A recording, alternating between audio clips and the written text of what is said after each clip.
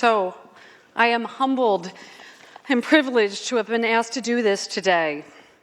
I want to especially thank the Office of Student Life, John and Adrian, for getting this organized. And I'm honored that all of you will be taking this journey with me today. I would like to dedicate this to my parents. My mother, who died this summer, bragged about me constantly. She would have loved the opportunity to be here, so I'm so sad that she's not here. And to my dad and his wife, who I'm so glad are able to make it, thank you for everything. So as you know, I've been asked to answer the question, if I had the opportunity to give just one last lecture, what would I want the world to know? So as some of you know, I'm a bit of a storyteller in class. And any advice that I might be able to give must come from the experiences of my life. But unlike in my classes where I tell stories of my family and friends, today the stories are going to be about me. I am certain that my family and friends that are here today are quite grateful that I won't be talking about them. So I'll be telling you about some of my experiences and the lessons that I've learned from them. So, don't you know who I am? Don't you know who I am, really, inside? Sometimes it feels like people don't have any idea who I am. How many of you have just wanted somebody to know who you are, to see what you're going through? We all want to be accepted. We all want people to understand what we're going through. But maybe it's not that people don't know who I am. Maybe what it is that I don't know myself. I don't know who I am. I struggle to figure out who I am. But maybe even worse is that I think I know who I am, but I don't like myself. And I don't want anybody to know that. I don't want anybody to know who I think I am. So I put on a mask. I'm an imposter. I pretend to be somebody else. I spent the first 15 years of teaching thinking that I was an imposter. I'd walk into class and say, oh my gosh, what if they find out who I am? What if they find out that I can't do this? I knew what a professor was, and I clearly was not that. So I felt like I was keeping a big secret from everybody. At this point in my life, I knew what it was like to keep a secret. I had had a huge secret already when I was in college. I grew up in a typical family. Aren't you cute, Dad? I had 2 working-class parents and an older brother. And my parents told both my brother and I that we were smart. We could go on and get higher education. We were going to be somebody. So that was the image that I had of myself. I was going to be someone. So I found my love, psychology, when I was in high school. I took a class called behavioral science, and I knew this is what I wanted to do. My dad kept suggesting to me that I should be a teacher. Teacher? I don't want to be a teacher. That's not the somebody that I wanted to be. I had much bigger plans. So what I decided was I was going to go to the University of Delaware. I would major in psychology. I would minor in business. I would move on to a PhD program in industrial and organizational psych. And I would work in a business school. I would teach in a business school, and I would consult with business and industry. That was who I wanted to be. That was somebody. So off I went. I went to University of Delaware. I was taking psychology courses and business courses. I was on the dance team. Okay, if any of you mention the many haircuts that I've had throughout my life, you will be seeing a range of haircuts in here. So I was on the dance team, but I had a secret. It was so big that I had to hide it from myself. I couldn't handle it, but I kept the secret for such a long time, for months and months. But I kept going Like I didn't have the secret. I kept working. I kept doing what I was supposed to be doing. I went to classes as much as I could. I was on the dance team. I visited friends at other colleges. I saw family. At some point, though, I knew the secret was going to come out. I knew it had to come out. So January, my junior year, comes along. My parents come up to visit on a Saturday. I hadn't been dancing because I had injured my ankle in December. So we watched the performance. We went out to dinner. We had a good day, but I just wasn't feeling well. So Sunday comes along, and Sunday was my actual birthday. I went to dance practice, and I was feeling awful. So Sunday night, I couldn't sleep. I tossed and turned. I couldn't handle it. I knew the secret was going to be coming out soon. On Monday, I pretty much stayed in bed because I felt so sick. Eventually, I went over to a friend's apartment and we watched movies. But eventually, by the end of the evening, I felt so bad. I had to ask my friends to take me to the hospital.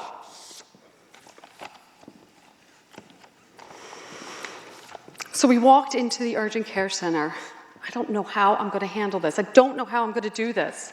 I walked up to the counter, and with all the strength I could muster, I said to the woman in front of me, "I'm pregnant, I'm in labor, and I've never been to the doctors."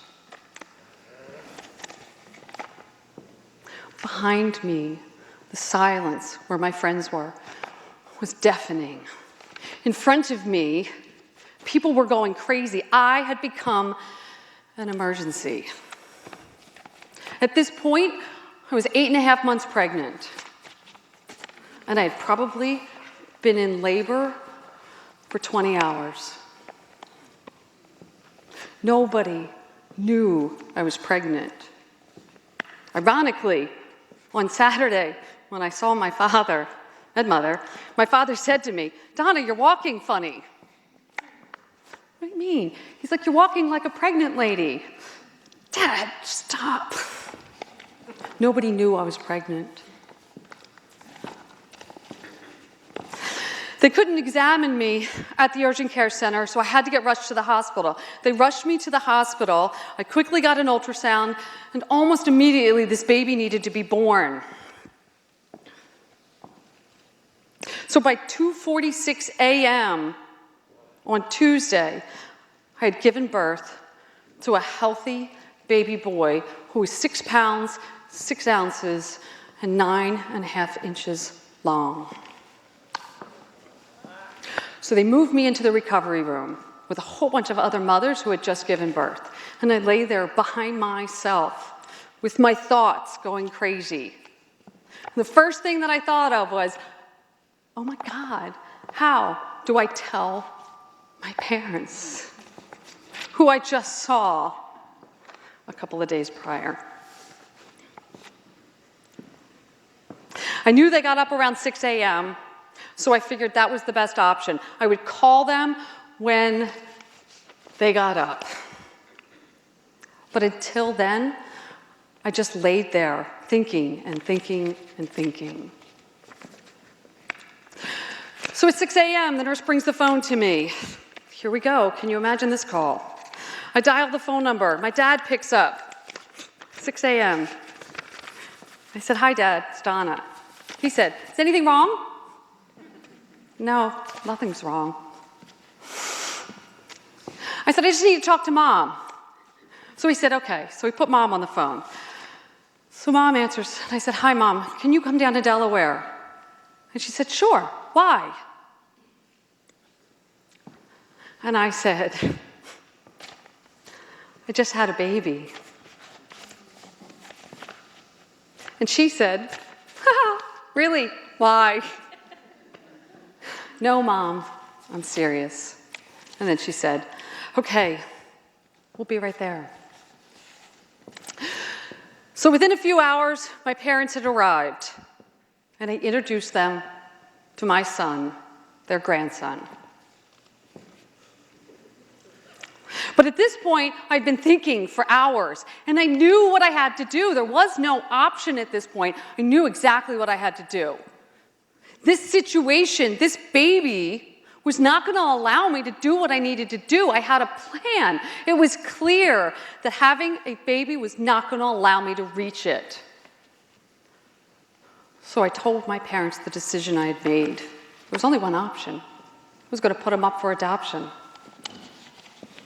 I think when my father found out that I had a baby, he fell in love with them. I know when he saw him, he had fallen in love with them.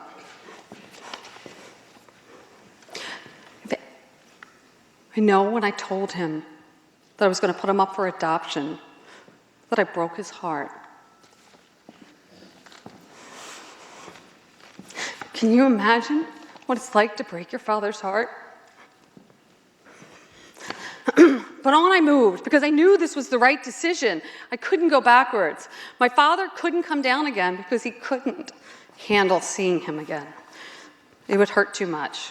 But my mother stayed, and my mother and I called agencies. The first agency that we called was ready to take him. I had a healthy, blue-eyed, blonde-haired baby. They knew that they had a family ready to take care of him. I was smart enough, though, at that point, not that I was very smart at that point, but at that moment I was smart enough to realize that I was not able to pull the trigger quite yet. So we talked to another agency, and that agency was willing to foster my son for as long as I needed to make the decision.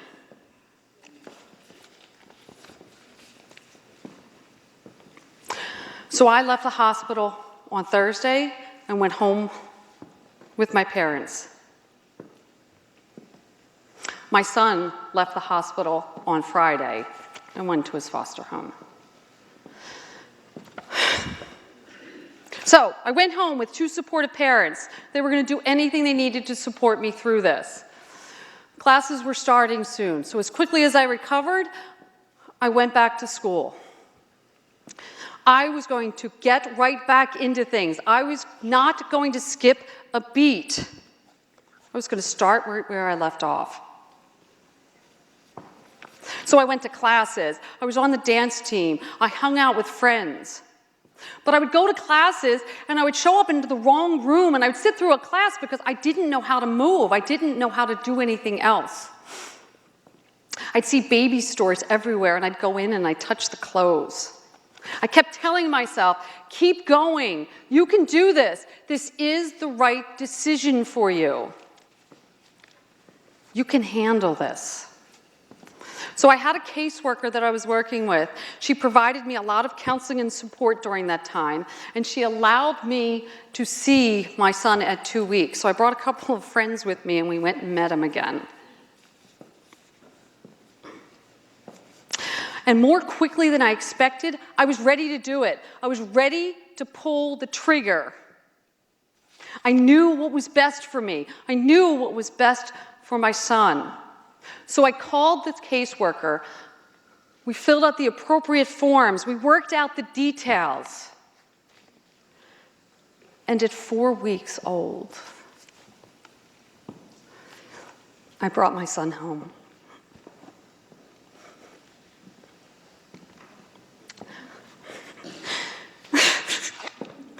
His name is Daniel. Isn't he cute? The picture on the left is me in the hospital. The picture on the right is when I met him at 2 weeks old.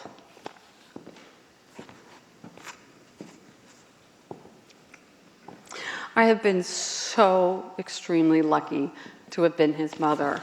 I'm so lucky he's in my life. But now what? Now who am I? My plan just went out the window. Everything I expected out of my life had to change. My first step, though, was to tell people. At this point, nobody knows yet besides my parents and a couple of friends at school. Nobody knows. Can you imagine somebody telling you that they had a baby 4 weeks ago and you didn't even know that they were pregnant? First step was to tell my family. So we brought the family into the house. I walk in holding my son. And the first person I walked up to was my aunt, one of the women I'm most close with. And I walked up to her, and she goes, "Oh my God, what a cute baby. Who is it?"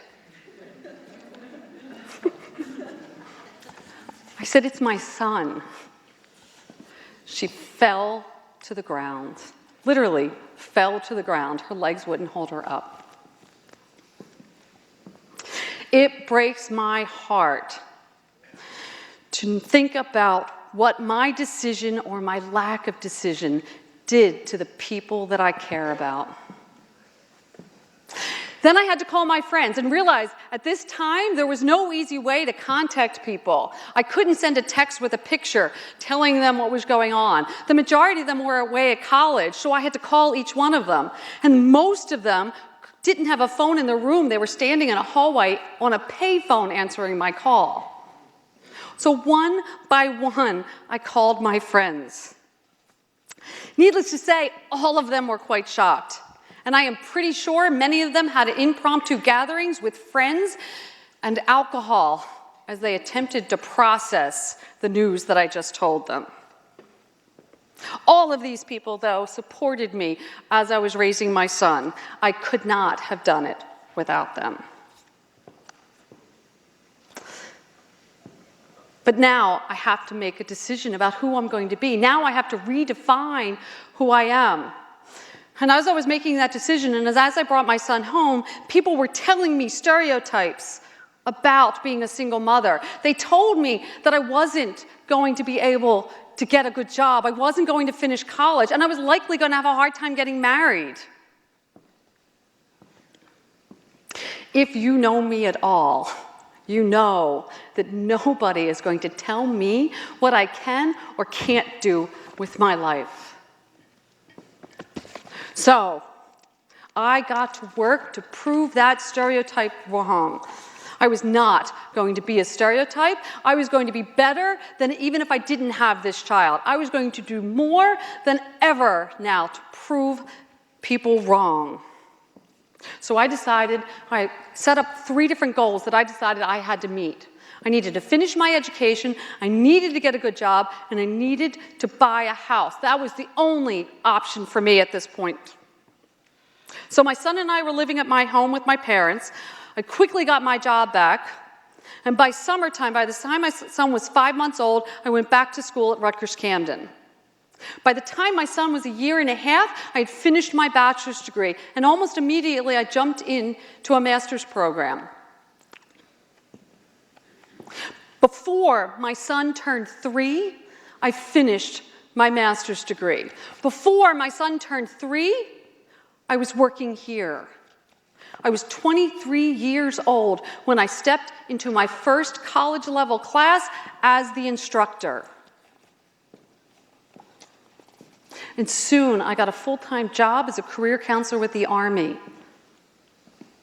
I was supervising 3 master's-level counselors and 2 administrative assistants, and we were traveling the Northeast region to provide career counseling services and job assistant services to military and civilians that were separating at a time of downsizing.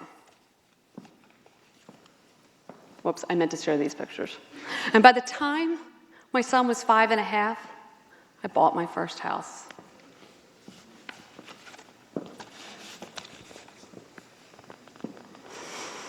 Those 5.5 years were not easy. I became quite neurotic. I felt like I had to do as much on my own as I possibly could. Now, I relied on my parents a lot, and my friends were great support, but I needed to do it myself. So I worked, and I went to school. I pushed as hard as I possibly could. I had an internship at one college, I had a job at another college, and I was going to grad school at another college. I was traveling between Tabernacle, where I lived, and Rutgers Camden, and St. Joe's, and Rider College, sometimes within the same day, to get everything I wanted done.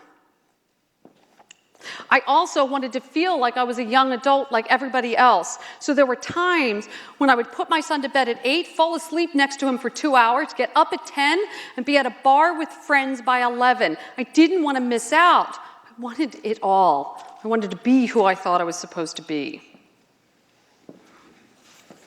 I finished my master's degree in 1 year and 3 months because I took accelerated courses. I couldn't stop. I did well in school because I was so focused. Well, I did well in every class besides one of the last ones. One of my last courses, I had to do a classroom presentation. I suck at public speaking. It was awful. I almost failed the class. Ironically, it was about 4 weeks prior to when I started teaching here. I don't know what made me think I should be a college professor. I was horrible at talking in front of people. That was clearly one of the reasons why I thought I shouldn't be in front of the classroom, why I doubted myself so much. So, during those years, I would break down regularly because it was so much. Every 3 months or so, I'd break down, I would cry, I would wipe the tears off, and I would keep going. Most people had no idea who I was. They made assumptions about me. When I would walk around with my son, they assumed I was the babysitter because I looked so young. When they found out I was his mother, they were shocked and they gave me funny looks. My classmates in grad school had no idea that I had a baby at home or the struggles that I was going through. And when I started working here, I would get yelled at when I went in faculty parking, or I would stand behind the test center counter because I wasn't supposed to be there. I didn't look like an instructor. I felt misjudged constantly. Ironically, there were 2 people who I didn't know well that seemed to be able to know me better than anybody else. And each of them was a college professor. One of them was a professor I had in grad school, and the other one was a professor here, longtime psychology professor, Professor Hamill. I would go into his office. We'd be working on a course. I would be getting advice from him about how to teach. And I'd walk in, though, and he'd look at me. And it felt like he was seeing right through me. And he would say, "Are you okay?" I didn't know how to respond. Tears would come out of my eyes because I didn't feel okay. But after I bought that house, after I finished that, I went in one day, we were working, and he looks at me and he goes, "You're okay, aren't you?" How in the world could he see me so clearly, especially when other people couldn't?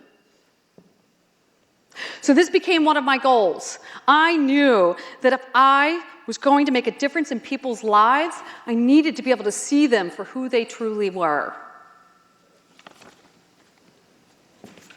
So, it's 1993. I bought my house. I did it. I finished my goals. I made it. Yeah, right.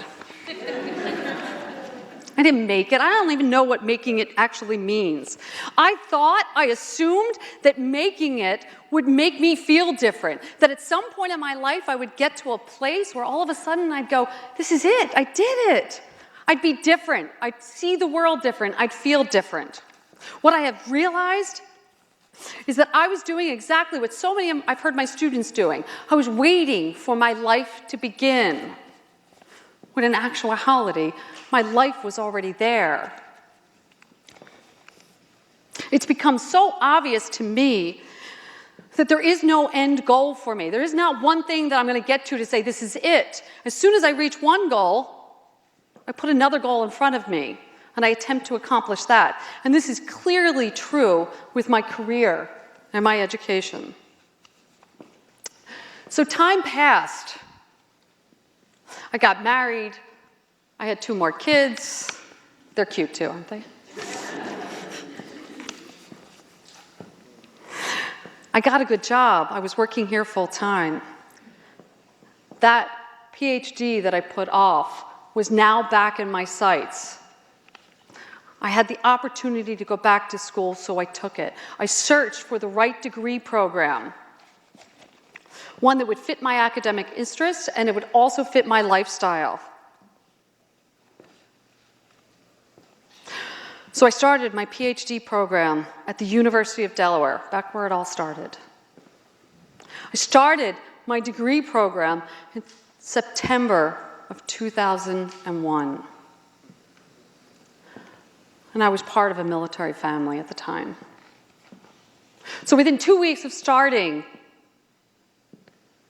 this degree, the world changed dramatically. And at first I thought, oh my gosh, how am I going to finish? How am I going to do anything? This is changing everything.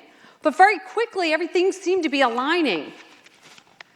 I was invited to be a founding member of a state family readiness committee that was going to be giving support to deployed families. I had already agreed to be a co-counselor director of a New Jersey National Guard youth camp. So I was serving families, and I was in a degree program called Human Development and Family Studies. It was all aligning. It was all matching up. And then I found an external committee member for my dissertation committee who was world-renowned in studies of families. It was perfect. This is going to be the somebody I needed to be. This was going to be it. I gave up those goals earlier, and now I have it again. I can be somebody. I can make a true difference in people's lives. Then deployments hit my family directly. My husband was deployed twice in a 6-year period, and he had many, many months of training away from the family. My plans changed. I had to focus somewhere else. I had watched colleagues before me do everything for their PhD besides their dissertation. I swore I would never do that. I swore I would never let that happen. But my focus was needed elsewhere. So I had a choice, but actually it didn't feel much like a choice. It didn't feel like a choice at all. I knew I had responsibilities that I had to take care of. Less than 1% of the American population is in the military. So for most of us, deployments are not at the forefront of our thought. People don't realize when you have a family member deployed, their life is going on.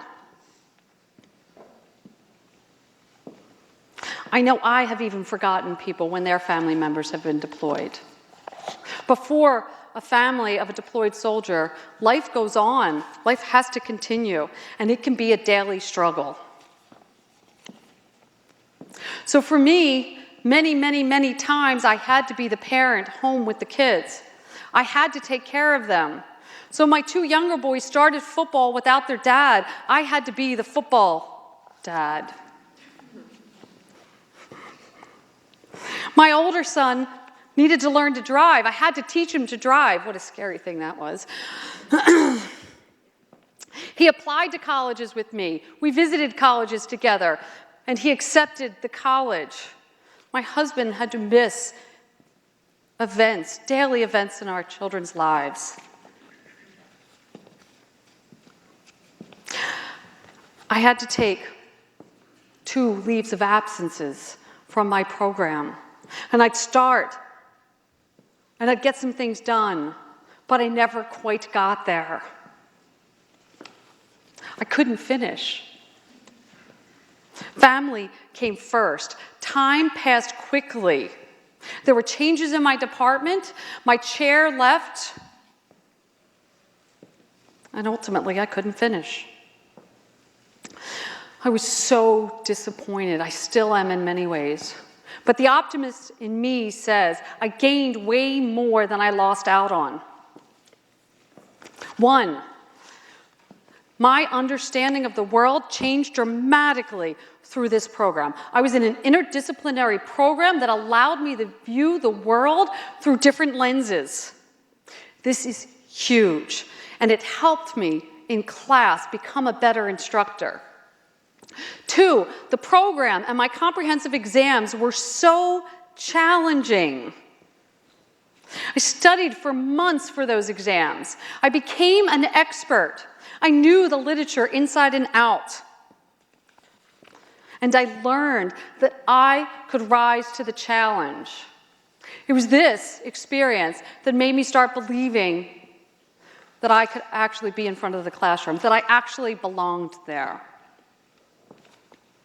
3, I did the right thing. Sometimes it's hard to do the right thing, but I knew what was most important were families, my families and others. So I supported my family, and I supported many other families in the National Guard. I joined the State Family Readiness Council, as I said already. I was a family readiness group leader, and I've been a counselor at the New Jersey National Guard Youth Camp supporting New Jersey National Guard children for many, many years. My goal in my dissertation was to support families. It was silly for me to do it in a dissertation when I can do it in person. And lastly, I still have time. I'm looking for the opportunity eventually to go back to school, and I know it's never too late to become educated. So, that was several years ago. And life doesn't exactly get easier, at least not for long. Over the last year or so, life has ups and downs. It's changed dramatically for me. For several years, my mother's health was poor, and I was her primary caregiver. She used to go in and out of the hospital every couple of months for complications with COPD and other illnesses. But last December, right before Christmas and during exam week, we were told that my mother had to have emergency brain surgery. So we moved her from Virtua to the University of Pennsylvania. And I sat in the hospital for hours, for days, while I was still attempting to accomplish the responsibilities that I had. I had Christmas coming up, I had family, and I had work. It was exam week. I had to grade tons of papers. I had tons of tests to grade, and I still had to accomplish everything. Days after a successful surgery, my mother left the hospital and went to rehab, where she stayed until April. In addition to that, in September, I had learned about a job opportunity here, and I struggled with deciding on whether I should apply or not because I knew the challenges that were associated with it. But I finally interviewed and accepted the position in February. Keeping my head on straight during all of this was so difficult, and things felt nearly impossible at times. But I was so excited about the new job. But it meant that I had to leave the classroom, which the classroom was a place that I felt safe. I felt successful. I was confident there. And here I was opting for a challenge that I didn't know if I could live up to. Saying goodbye to my students was one of the hardest things I've ever done in my life. My mom did eventually go home from rehab in April, but in June, she had to go back in the hospital, and we were told that her lungs were not capable of supporting her anymore. We were told that the end was near, so I called in family and friends so that they could say their goodbyes. But I'm blessed to have the opportunity to have spent many hours with her and our family and friends while she was in hospice care.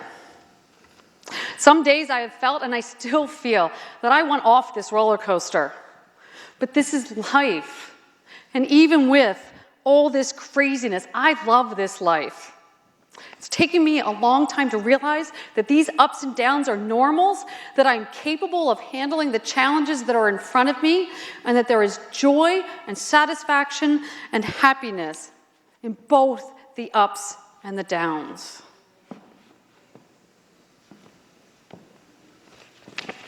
So, do you know who I am now? I still don't know who I am. I have no idea. What I have figured out, though, is that it's not nearly as important to know who you are as it is to be who you are. Carl Rogers, a humanistic psychologist, has suggested that within each of us there is a real self. And then when we listen to this real self, we are better and more effective. The listening and in being in tune to ourself, he called organismic valuing. He also suggested that we have an ideal self in us. It is a self that we have set up as the image of what we want to be, the goals that we have. But a lot of times what happens is we develop an ideal self that is not really matching who we are. And then we wind up pretending to be somebody we're not. He also suggested that one of the ways for us to get to know our real self better, to be able to trust it, is to have acceptance from ourselves as well as from others. So for me, I'm at a point in my life where I'm not worrying about myself as much anymore, or who I am, or what people think of me. I'm trusting that inner voice, and I am better able to be a me in a way that works. I'm far from perfect, but I am confident that I can handle the challenges in front of me. And I'm able, more than ever, to be present in the moment and not worrying about what's next or what happened in the past.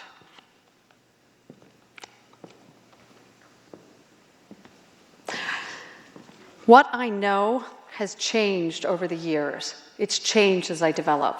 So what I'd like to share with you is some of the things that I believe I know at the moment, with the understanding that they are likely going to change in the future.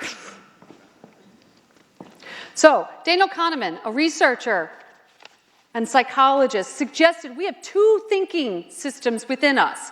One is fast and one is slow. The fast system allows us to adapt quickly. It occurs automatically and often with emotions. It is often what we use to make assumptions about other people. It is designed that we can react quickly, which can be extremely useful at times.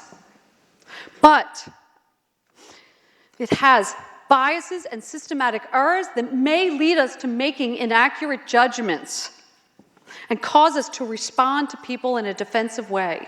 How many of you have ever made a judgment about somebody, assumed something negative about them, and possibly taken something that they did personally, and then later found out you were wrong? We get to choose how we perceive people. We get to choose how to treat people. If we turn off that fast system, we are better able to truly know somebody else, to truly listen to who they are without making assumptions and judgments. What if the person sitting in front of you is going through the worst time of their life? What if the person sitting in front of you has the biggest secret ever? What if I had been a student in your course and I wasn't able to make it to all of your classes and I kept asking for makeup exams? Would it be different if you knew what I was going through? Would you have treated me any different? What if I was your daughter? How would you want people to treat her? I believe that how we treat people can make a huge difference in their life, especially if they're going through some of the worst times in their life. I know I needed some acceptance during the times of my difficult struggles.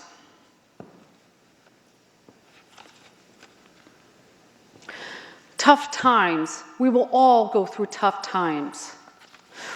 One of the things that I was studying in my doctoral program is resiliency of National Guard families as they dealt with employments. Resiliency is our ability to adapt to difficult tasks, adverse conditions. Research shows that resiliency is strengthened when we go through difficult times. What I've been through, what I've felt, what I've struggled with has led me to be stronger. It's led me to know better. Every time I've fallen down or made a mistake, I've learned more about myself, what I'm capable of, what I'm good at, and what I need to improve. It took me some time to view struggles as opportunities rather than things that I don't want to deal with.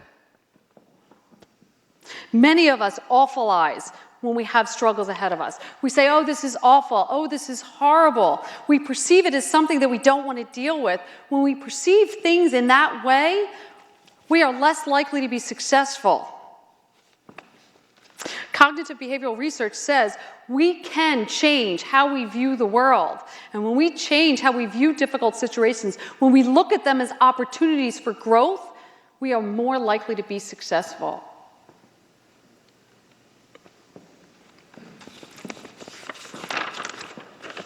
Success does not just happen. For me, I believe that there are certain things that were extremely important to any success that I've ever had.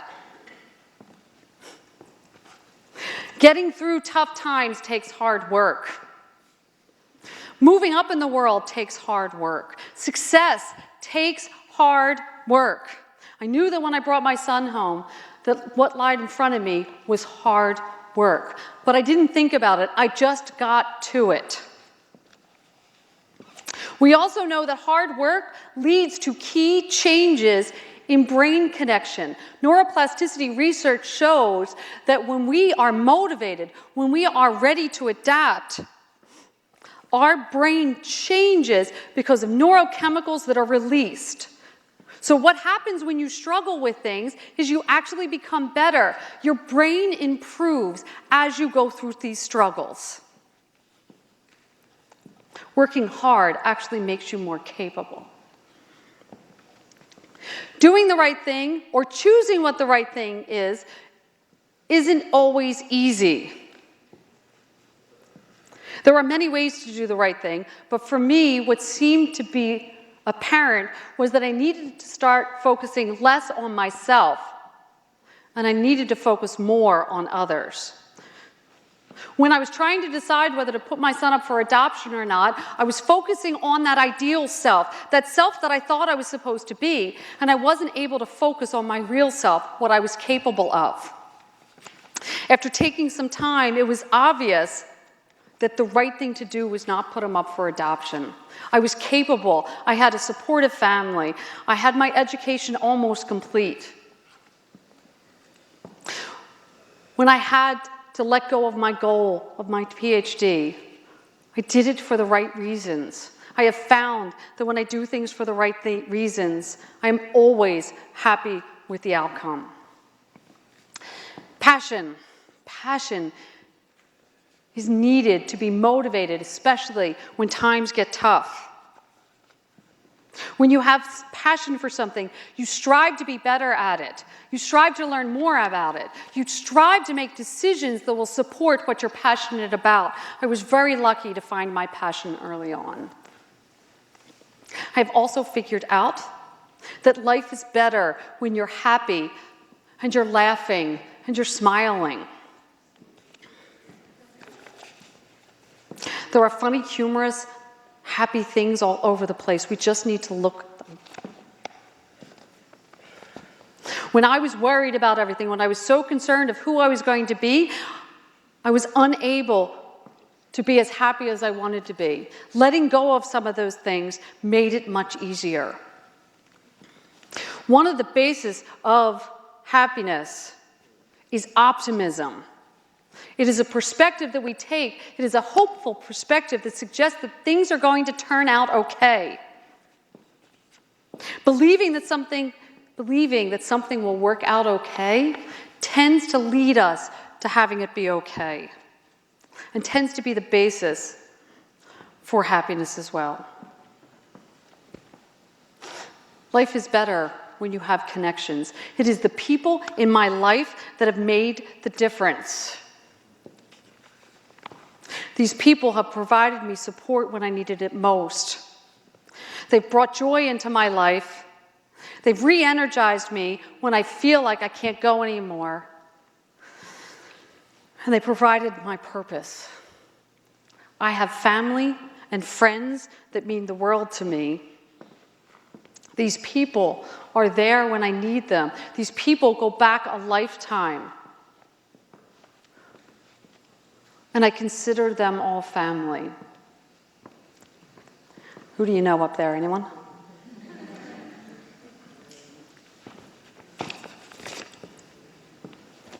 I'm just leaving that up there so you can see your instructors. Especially this one. This is the best. Oops. I will be completing my 26th year here in a couple of weeks. That many years here led me to know a couple of things. I've been asked numerous times, why did I stay here so long? Why am I still here? Especially when times were tough. I've stayed here because I believe this place is magical. Within these walls, education takes place, and education has the opportunity to change people. Here, careers are selected, futures are shaped, minds are enriched, people are transformed. I've seen it happen. I've seen it in front of me in my classes.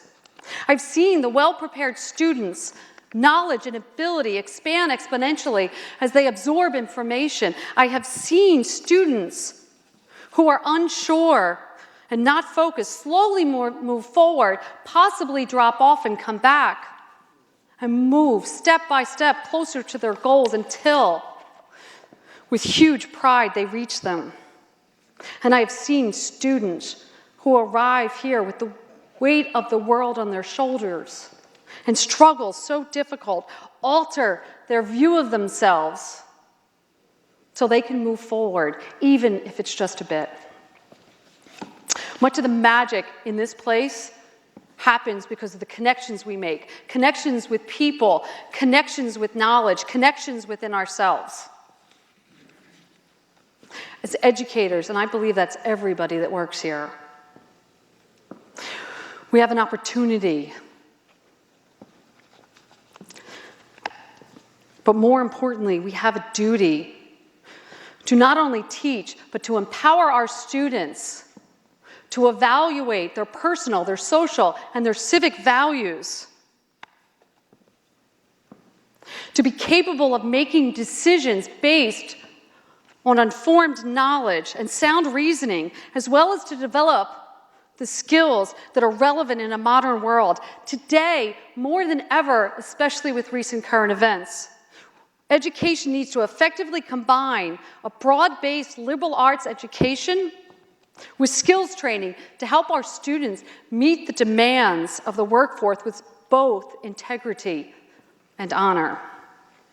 This combined focus will help our students develop intellectual curiosity and creativity, as well as develop problem-solving skills and critical thinking skills, all within clearly drawn ethical lines. Additionally, we need to provide our opportunities to our students to develop interpersonal communication and leadership skills at a time where those strengths may be diminishing in our country. And all of this needs to be done while we focus on our continuing core mission of ensuring that anybody that wants an advanced education can access it regardless of income or other limiting factors. It is the exposure to and the detailed examination of all disciplines, the arts, humanities, social science, business, healthcare, sciences, mathematics, technology, that will help our students excel. So I challenge us all to come together, to connect with each other, and evaluate the curricula inside and outside of our classroom, and be sure that we're providing our students with the opportunities to become our successful future. This is my passion. So, that thing that Professor Hamill did, he was able to see inside of me. I am not exactly sure what he was able to do or how he could do it, but what I have figured out, that knowing somebody doesn't necessarily mean knowing the details of their life or understanding the depths of their struggles. What it means is accepting them and respecting them. Quite like Carl Rogers' theory. Over the many years of teaching, I have probably seen 10,000 students sitting in the seats in front of me, and they have all taught me so much. But one of the most important lessons I've learned is that being in the moment, being truly present, so I can really hear what they are saying, and accepting and respecting them, has allowed me to truly get to know people. So I do know who you are. I know you have struggled. I know you've had tough times. I know you want to do better. But sometimes it's hard. I know you just want to be known and accepted.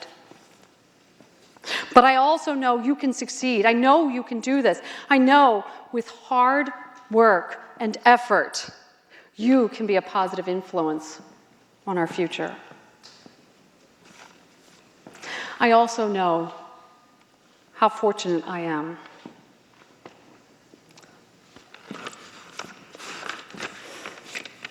I have 3 sons, I have 3 sons who have become such wonderful men. They are witty and smart and funny and such good people. And one of them has recently brought a wonderful young woman into our lives. They're not married yet. Don't tell them I said that. I have family, and I have friends who I consider family that enrich my lives, and they fill my heart with joy.